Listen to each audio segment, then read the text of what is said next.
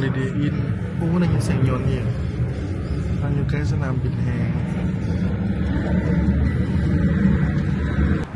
ว้าทุกคนลงมาแฮงๆเลยปะโรงแรม Holiday Inn Express เนี่ยของพวกเขาเนาะได้ขึ้นไหมได้ขึ้นนี่นะ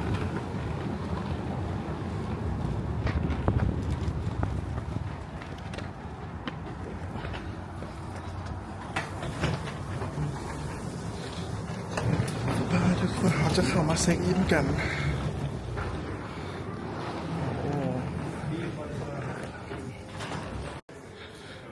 ภายในโรงแรมมีกาแฟให้กินฟรีนะทุกคนว่าได้ยินเสียงอย่างตลอดเลยมีเอาใครแน่มีเดี๋ยวเขาจะซื้อมีไปกินพอหิวข้าวแล้วนี่ใครได้แล้วมีโซนนั่งเล่น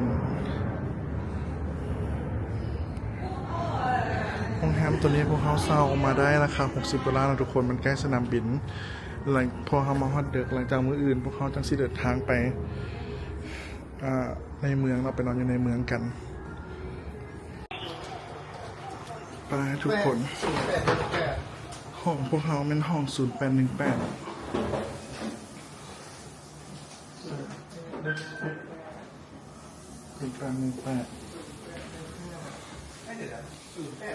ไหนอันนี้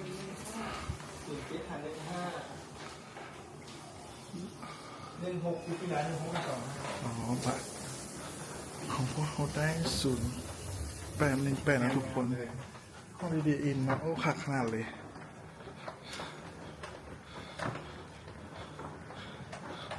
ก็ยังซับส่วนทำระบบจีนกันนี่ไม่เข้าใจกันนะได้ค่าแท็กซี่โปรแพงที่ถือ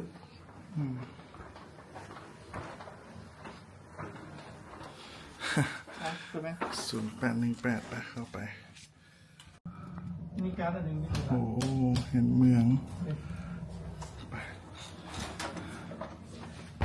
เห็นทุกคนโรงแรม Holiday Inn เนาะอยู่ใกล้สนามบินนะครับว่าเบิ่งห้องน้ำกันเลยว่าห้องน้ำเป็นจังไดนี่ห้องน้ำเป็นสีฟ้าสดใส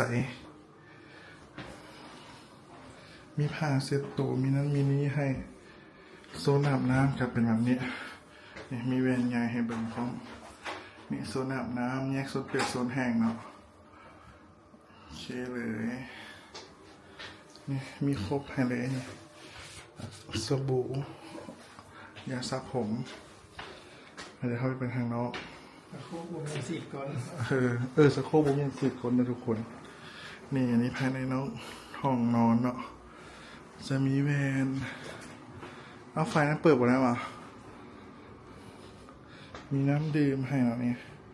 มีน้ำดื่มมีกาแฟให้มีทีวีเนาะอันนี้เปิดจริงเนี่ยเนี่ยอันนี้โซนนั่งเล่นนี่เต่ารีดให้เราพี่เนมีตรงนี้พร้อมโอ้เตียงนอนกันนุ่มดีทุกคนเนาะ Holiday Inn Express โอเคเลยแหละแต่ห้องอย่าแคบนิดนึงเนาะแอร์เป็นแอร์แบบฝั่งแบบฝ้าเย็นสบายเย็นไว้มีตู้เซฟให้พร้อมเนี่ย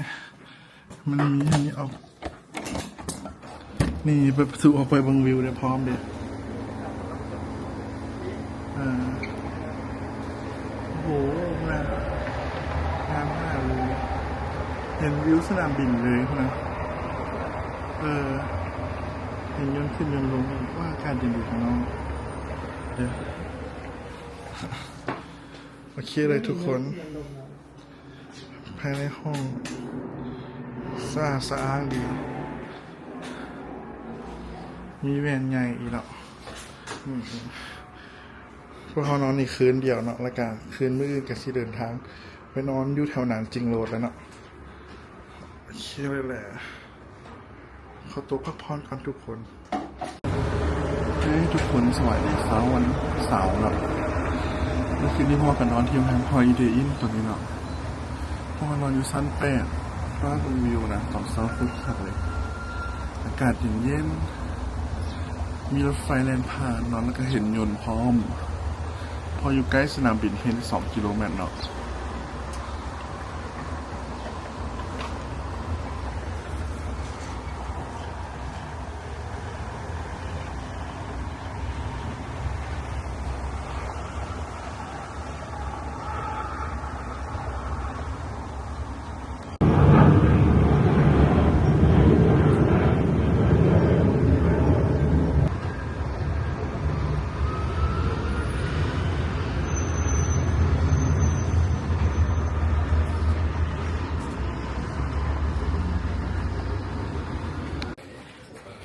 นี่ทุกคนอาหารเช้าจะอยู่ชั้น2อะอาหารเช้าของโรงแรม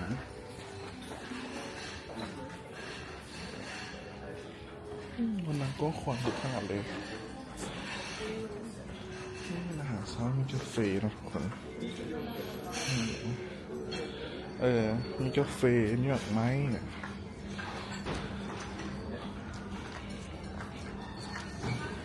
มีสลัด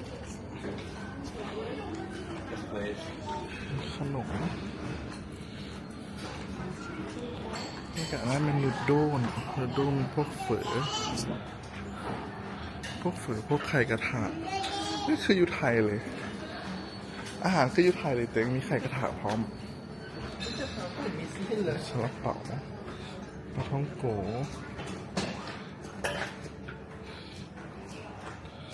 ซีเรียลต่างๆเนาะอันนี้ไม่อย่างสุกตัวนี้ก็เป็นน้ำหมักไม้ก็มีนมเนาะมีนมมีน้ำเต้าหู้ของมักเลยโอ้โหนี่อาหารไปนี่จะพวกผักอันนี้เต้าหวยพ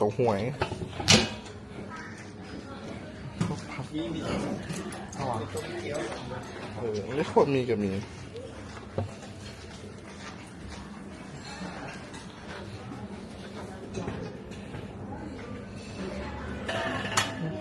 กระบอกหูข้าวตอกบรรยากาศนะโอเคดีมีนอกรวมแพงทุกคนแล้วเขาก็ขอตัวกินข้าวกันจะกินข้าวแล้วพวกเขาก็จะเดินทางก็ไปที่แอร์พอร์ตเนาะนี่ทุกคนอันนี้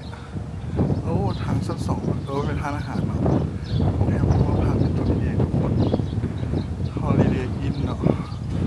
ตอนนี้ก็เป็นเวลาอยู่9:46พวกเราจะเซ็กเอาท์เนาะแล้วเดินทางเข้าไปที่ตี้เข้าไปที่โรงแรมสนามบินคือเก่าแล้วก็จะขี่รถไฟแม็กเลฟรถไฟขนส่งเข้าไปในเมืองเนาะประมาณ8 นาทีโรงแรมไม่โอเคแล้วทุกคนนอนสบายเลยแนะนำเลยนี่ก็จะเป็นตู้ฝากเครื่องSelf Pick Up and Drop Off Service ทุกคนโรงแรมจะมี Airport Shuttle Bus ให้เนาะก็จะเดินทางไปที่สนามบินเนาะรถง่ายดีเลย10 นาทียนต์โอ้เห็นยนต์ขึ้นใกล้ๆเลย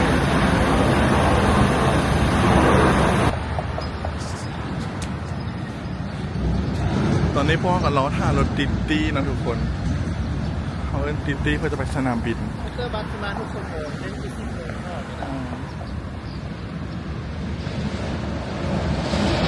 เขตนี้กันเงี้ยสงบดีเนาะอู้ดีพาวเต็งอู้ดีพาวแบบนี้S05เด้งามขนาดบ้านเขาบอกคือกันเป๊ะไม้รถเมล์ต้นไม้หลายนี่3นะรถสีฟ้าโตโยต้าสีฟ้าต้นไม้เขาหลายขนาดเลยเนาะ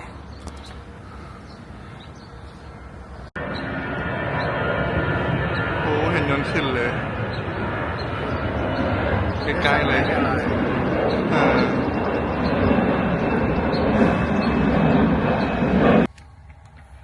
นี่ทุกคนพวกเราขี่ตัวเนาะตัวตี้พรีเมียมน่าจะเป็นรถที่งามมันก็มีน้ำดื่มให้กินพร้อมเนาะนะคนขับรถก็จะใส่สูทใส่เนคไทแต่แอร์บ่เปิด ประเทศนี้อากาศเย็นดีที่บอกนะครับจะเปิดแอร์ถนนน้ำดี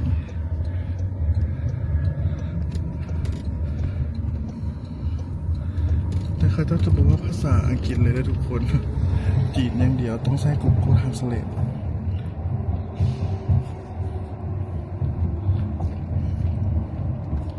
โอ้ป่าไม้หลายขนาดเลยประเทศจีน